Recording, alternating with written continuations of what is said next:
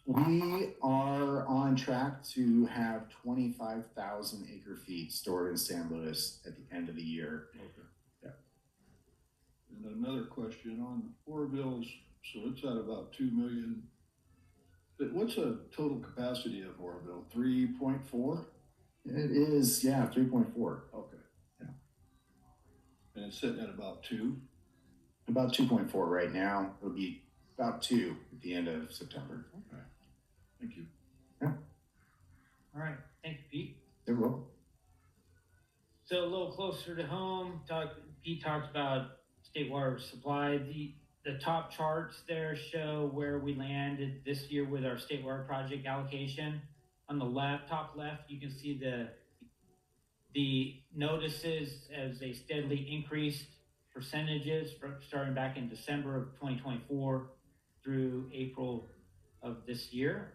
Land at 50%. The chart on the top right shows historical final allocations of state water project. So as we all know, varies drastically from year to year. 21, 22 were both 5% allocations, followed by 100% allocation in 2023. And you can see 2025 is at 50%.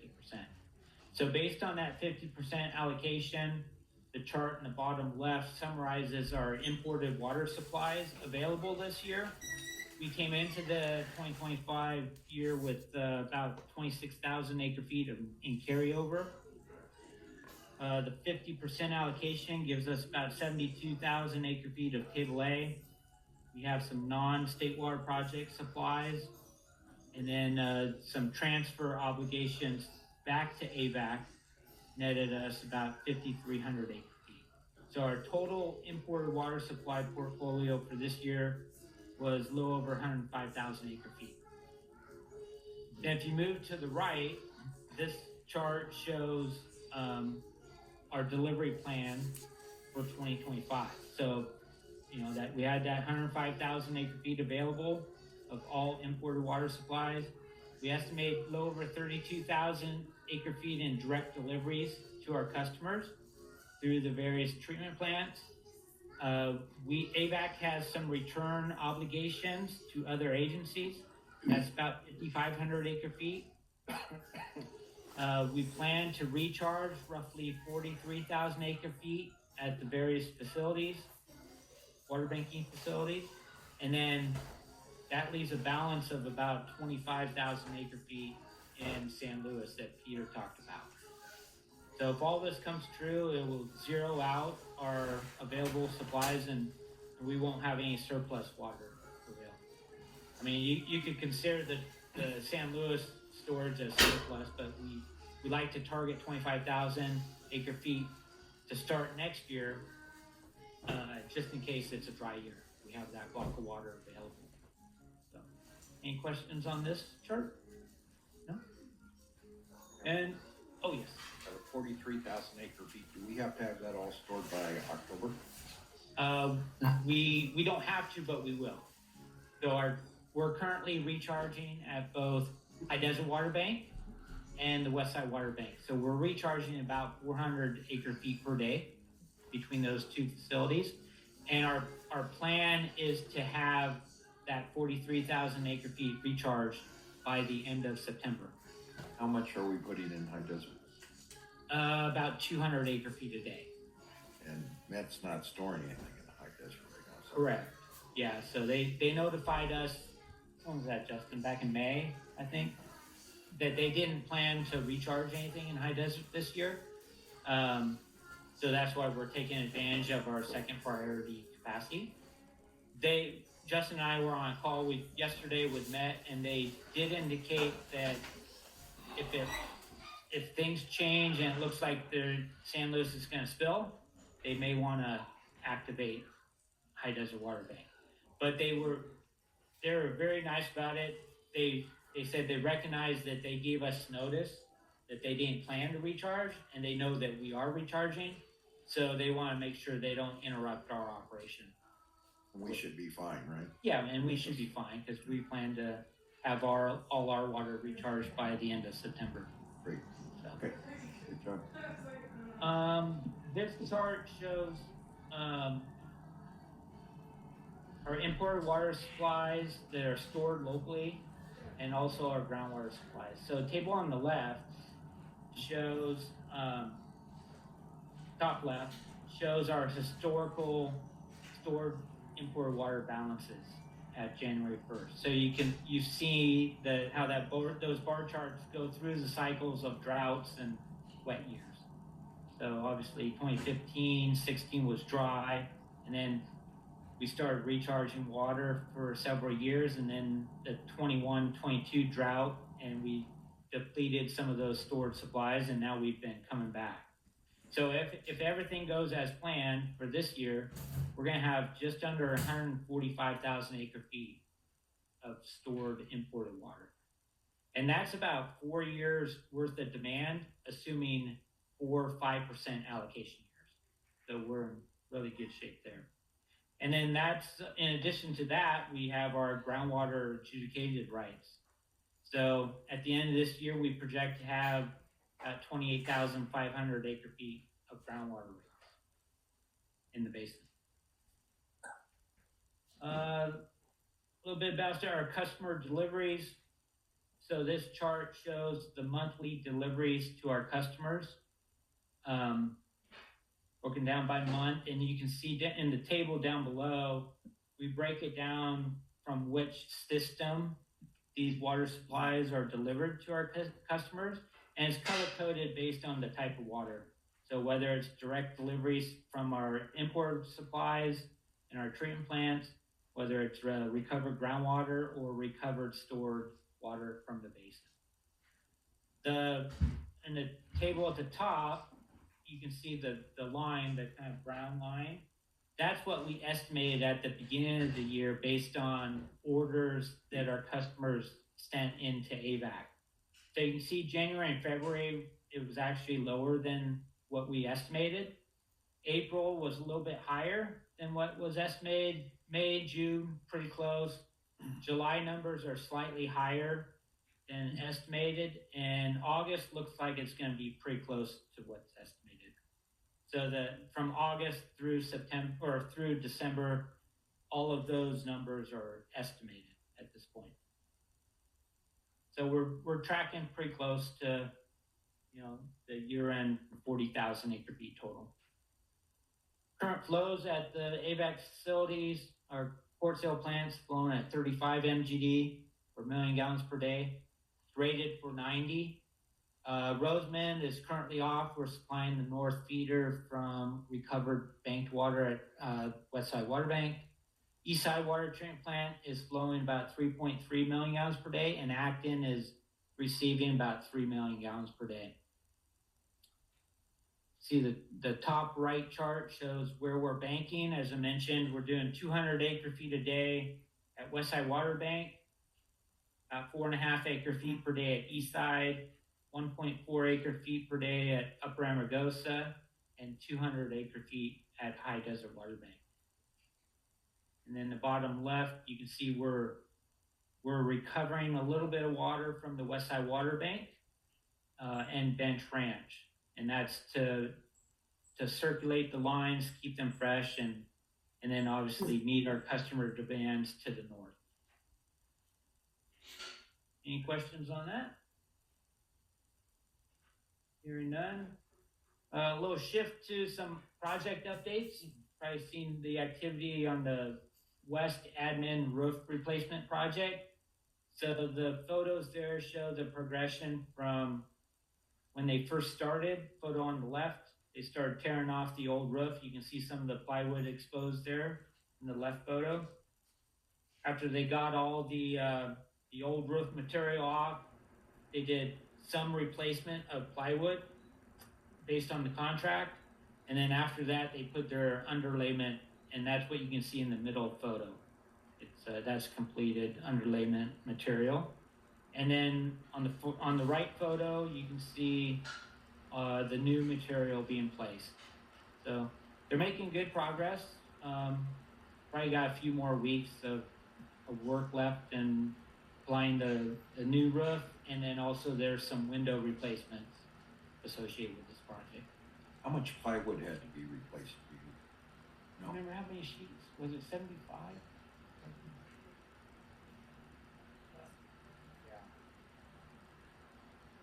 Yeah, we had in the contract, up to 75 sheets, and there was a price per sheet. Right. Like Justin said, we didn't have to go up to 75, so we will see a small deduct in the contract because they didn't meet that 75. Are they on schedule? Yeah, I'd say they're on schedule. They might be delayed a little bit because of the window sub. So there's some windows in those north-facing areas of the roof that have to be replaced, and those windows have to be replaced before they finish the roofing material. So there might be a week or two delay from that. But overall, they're doing a good job. And it's, I would imagine, watertight now. Yeah, it held up in the thunderstorms. Thunderstorms. Yeah, Teresa said she was sweating it. Thought she was going to come into a little puddle in her office. Puddles are good. So it was good, watertight. Great. 61 and a half sheets. Thanks for listening. Yeah. All right, Joe's on it. Let's see, some other project updates. We recently did some tank inspections. We dove the Clearwell #1 here at Quartz Hill and the Acton Clearwell, just as part of a routine inspection of those tanks, and both of which turned out really good. There's no recommended immediate repairs or upgrades to those tanks. They also completed a dry inspection of the West Side Water Bank #2, and I also hear that was in pretty good shape. We do plan to inspect the 4 Mojave tanks out along highway, just west of Highway 14. So that's coming up in the near future. The West Feeder inspection, as you know, we did that inspection by Pure Technologies. They've completed their inspection and all their reports, and they did present their findings to AVEK staff, and we're scheduling a presentation to the Water Projects Committee here coming up. And then we'll follow that up with a full presentation to the board. The Clearwell #1 valve replacement here at Quartz Hill Water Treatment Plant is currently out to bid. If you remember, John presented a PO to pre-purchase a couple of large valves. And what we put out to bid is for a contractor to excavate and dig down and replace those valves that we built. So those bids are due on the 29th at 2 p.m. Some upcoming events. Director Mercy is at the CSDA conference this week up in Monterey.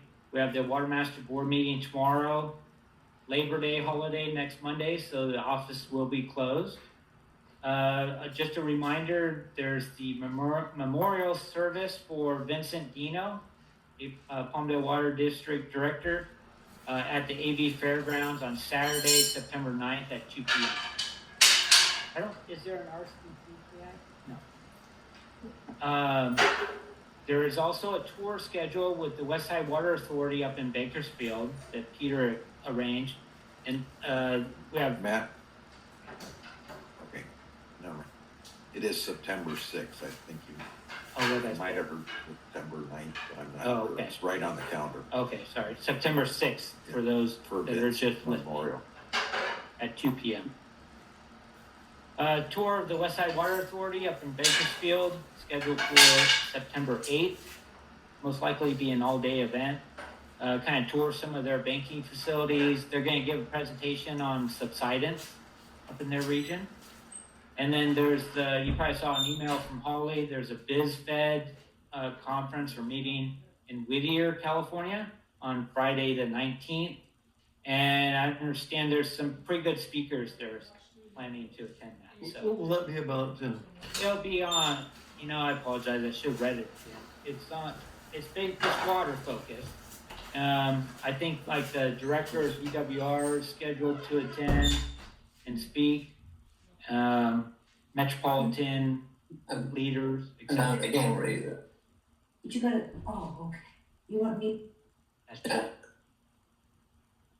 That might be the one that is also going to talk about Delta Container. Yeah. You sent a flyer on that. We did, yeah. Right. And that's all I have, unless you have any questions. Okay, any questions to Matt? Yeah, I have one question, Matt. So right now our usage is 40,000 acre feet. What's our predicted usage next year? Well, that's 40,000 acre feet for the whole year. Right. Yeah.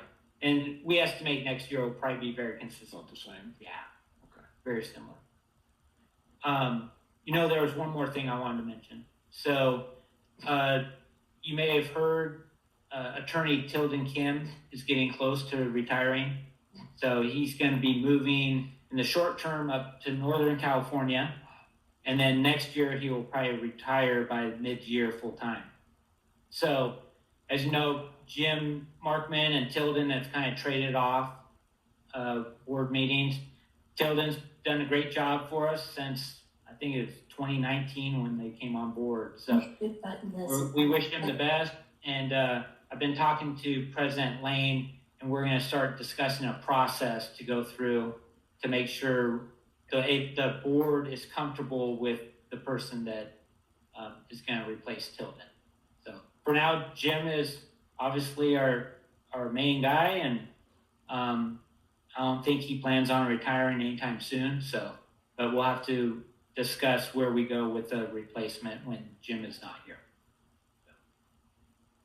Okay, any further questions to Matt? Okay, we'll move on to item number 10, director's reports. And we do have a report?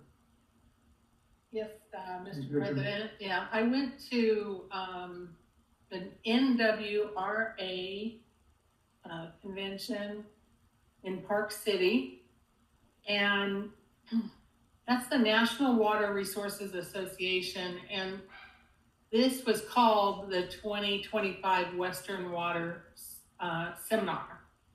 I'm going to talk about one of their water treatment plants in a minute, but this was an amazing seminar to go to because it covered most of the Western states. And we got to hear water issues on the Colorado River project, the Salt Lake projects, the Columbia River. Colorado River and Columbia River are both in negotiation on use. And the Colorado River has 7 states, Mexico, and 30 tribes that are renegotiating 15.5 million acre feet of water from the Colorado River project. So that's an ongoing project. Columbia River, I didn't realize Columbia River started up in Canada. So Washington, state of Washington, people were there talking about how it affects their portion on our side of the border. So a lot of information on that. And the different areas, it really came to life on the different needs in the West. And not all of them are that we need water. Boise, they have lava beds, so they get rain in their winter and spring, and the farmers can't even start plowing until July because there's so much water, it's all boggy. And so they have to actually release water off the top of the ground they use little canals to go to the Boise River, that goes to like the Snake River, that goes to the Columbia River. So it's different issues. Of course, we had people speaking from California, especially on the Colorado River, those in Southern California that get Colorado River water. So it just opened up the whole perspective of more than half the country is really, they're working with water, trying to figure out what works best for them. And NWRA has lobbyists in DC. So it was good to hear that. I mean, I'm used to the California ones, so we know what's happening in California, but to see the whole West was amazing. to hear about. So, and one of the presentations was from USGS about the snow level, how they calculate the snow level now with new technology. So it was good to see how actually everybody in the West uses some kind of USGS product. And there's new products out there. So it's good to hear these things, and I'm trusting that the new technologies we're keeping up on understanding any new technologies that may be something that we will use in the future. And that's why I wanted to talk to you about in Park City, 6,500 feet.